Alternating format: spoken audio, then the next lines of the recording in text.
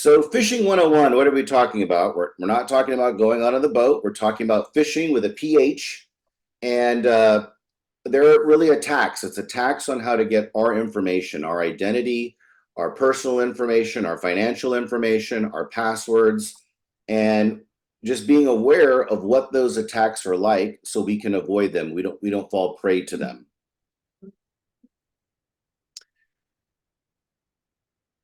It's the simplest kind of cyber attack, but it's also one of the most dangerous and effective. And frankly, it's really increasingly the most common type of attack because of what cyber criminals are doing. They're just essentially throwing things out there to hundreds, thousands, millions of people and hoping a percentage of people will click on a bad link or answer a question like, give me your password or give us your account information because we need to help you. And they figure if we hit 1 million people, 10 of them will respond back with that information. So it's just a numbers game for these guys. And that's why they're so effective. That's why they're so lucrative to cyber criminals.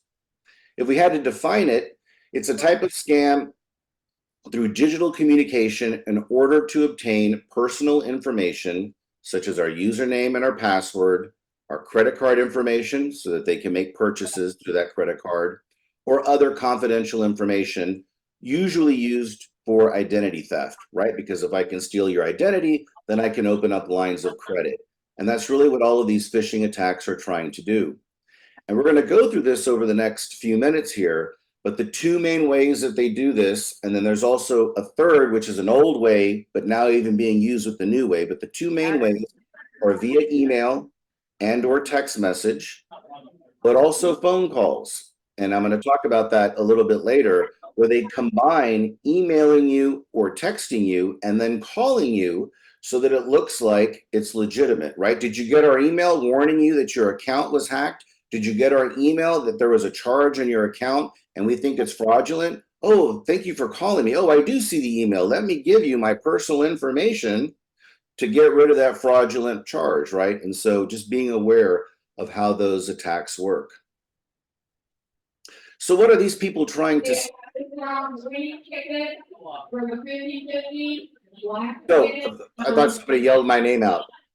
So what kinds of information are people trying to steal? They want to get our information like mailing addresses, our ID numbers, credit card information, be related to financial institutions, and that can be our bank account, our 401k, our social security information, access to our social media accounts, and or our email accounts.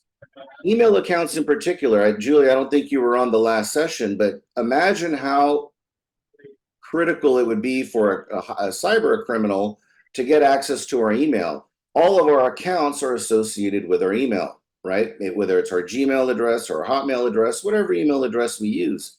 So if I can get your email address and then change your password, now I control your email. Now I can just go through your inbox and say, oh, they're a customer of these institutions. Let me try to log in. I don't know their password. I'll reset the password. It likely goes back to my email. I can now control all of your accounts, right? So losing access to your email address or your email provider can be a huge headache for any person, right? That's going through a cyber attack.